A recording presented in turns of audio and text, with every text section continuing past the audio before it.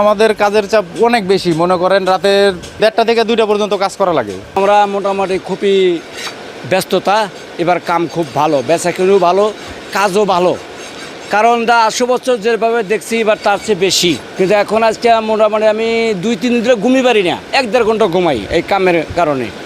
কামের আশা নিচের পক্ষে ধরেন 3 থেকে 4 লক্ষ টাকা এরকম বেচাকেনি হইতে পারে, আশা করা যায়।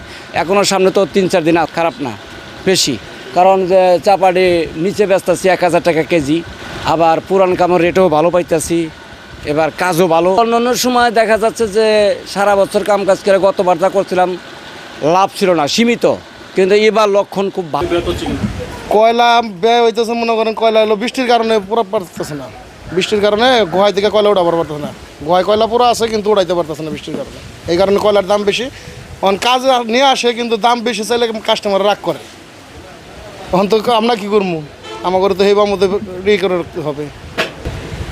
8 থেকে 10 লাখ টাকা, এই 5 দিনে 8 থেকে 10 লাখ টাকা বিক্রি আর পুরান কাজ দিয়ে পানির কাজ করতেছে। মনে করেন এক মাস কাজ করলে পরে 6 মাস বসে খাম এই কামার ডিপার্টমেন্টে। আল্লাহ এগুলো খুব ভালো দিতেছে, কারণ ভালো। তারপরে কুরবানির 1 মাস খুব ভালো, এমনি ডাল মনে করেন খাওয়া যায়, চলে খাওয়া দাওয়া, কিন্তু কুরবানির 1 মাস ভালো। গত বছর চেয়ে আমার দিক দিয়ে সলিডভাবে ব্যবসা একটু নিম দেখা যাইতেছে। দাম টামে মানে জিনিসের পাতির খরচ বেশি, আজুরা কারিগরের আজুরা বেশি, কাজে একটু পড়তা কম। তবে বেচা কিনা এখনও লাগে নাই, টুকটাক চলছে।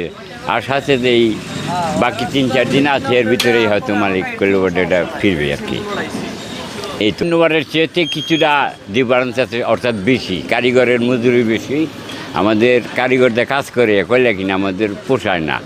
যাতে গতবার যেটা আমি 1200 টাকা বেচছি সেটা এবার 1400 টাকা বেচতে বা ছুরি গত বছর ছুরি দেখলাম আমি 1500 বেচছি, আর এই বছর আমি 1800-1700 এরকম বেচতেছি। আবার সুযোগ পাইলে 2000-ও বেশি। ঈদে উপলক্ষে মোটামুটি মনে করি যে আমার একটা আইডিয়া আছে যে আমি 2-4 লক্ষ টাকা সেল দিতে হবে। আমি ব্যবসা করতেছি 40 বছর যাবৎ। এবার জিনিসের দাম মনে করেন যে চাপাটির রেট বেশি, আর বেচা কিনিটাও একটু কম হইতেছে। আমাদের চূড়ান্ত বেচা কিনি হয় ঈদের 2 দিন আগে, মাল থাকবে না ইনশাল্লাহ, কিন্তু বেচা কিনি হবো ঈদের 2 দিন আগে। এখনকার মতো মনে করেন টুসটাস কিছু বেচা কিনি। চাপাটি মনে করেন যে নিচে 600, উপরে 1000-800 এরকম বিক্রি হচ্ছে। আর চাইনিজ কুড়ালগুলা 800-1000 টাকা বিক্রি হচ্ছে চাইনিজ। আর আমাদের দেশি ওই যে কাঠেরটা আছে ওইটা হইলো 600-700 এইরকম বিক্রি হইতেছে। আর বডি দাও হইলো মনে করেন যে 1 কেজি নিলে নিম্নে 500 টাকা, আর যদি 1.5 কেজি নেন তাহলে 800 টাকা বডি। আগে দাম কম আছিল, এখন আর লোহার দাম বেশি। এই কুরবানিদের মধ্যে লোহার দাম বাড়িয়ে হেলাইছে কামাররা। আশা করি ঈদের আগের দিন মনে করেন যে আমাদের 1 লাখ টাকা বিক্রি হয়, 1 লাখ ঈদের আগের দিন। আমাদের কাজের চাপ অনেক বেশি, মনে করেন রাতের 1টা থেকে 2টা পর্যন্ত কাজ করা লাগে। তো মনে করেন ঘুমের খুবই সমস্যা হইতেছে, তারপরেও কাজের চাপ, কাজ করতেই হবে। সারা বছর তো আমাদের কাজ কম থাকে, এখন মহাজনেরও কাজের চাপ বেশি আছে, এখন এটা করতে হইব। আর কয়দিন আছে, 4-5 দিন আছে, এটা পার করে এলামও। কাজ ভালো আছে এবারকার। আমরা দৈনিক পাই হলো 1100 টাকা। অন্য দিনে এই একই বেতন আমাদের, মানে এই টাইমটা আমাদের কাজ একটু বেশি করতে হয়, সময়টা বেশি দিতে হয়। 1 কেজি লোহার দাম খুব বেশি হলে 110 টাকা 20 টাকা, এখন এরা চাইতেছে 800-900 টাকা। এই তো হলো বিষয়। কুরবানির মধ্যে তো চাপাটি ছাড়া চলবে না, এই হলো বিষয় আর কি। বেশি কিনি কম হচ্ছে, এই জন্যই দাম বেশি।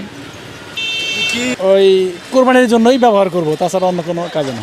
1000 টাকা দাম চাইছিল, 900 টাকা তারা রাখছে ইনশাল্লাহ, এবং দাওটা বলছে তারা ভালো হবে, এবং আমিও খুশি হয়েছি যে আসলে জিনিসটা সুন্দর হয়েছে, আমার পছন্দ হয়েছে ইনশাল্লাহ, ভালো হয়েছে ইনশাল্লাহ। আমি তো গরু জবাই করি ইনশাল্লাহ, তো এই গরু জবাই করার জন্য নিয়ে এসেছি ইনশাল্লাহ।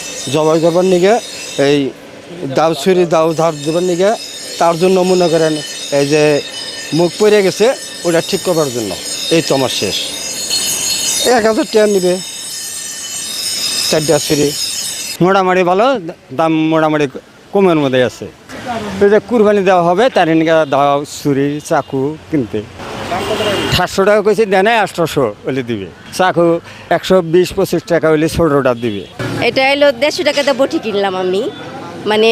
আর আমি প্লাস বাসায় থাকি, এই বাসায় আনছি যে বটি, ওটা তো নেওয়া সম্ভব না, মাঝে মাঝে যাই বাড়ি, এই জন্য এটা কিনা হইলো।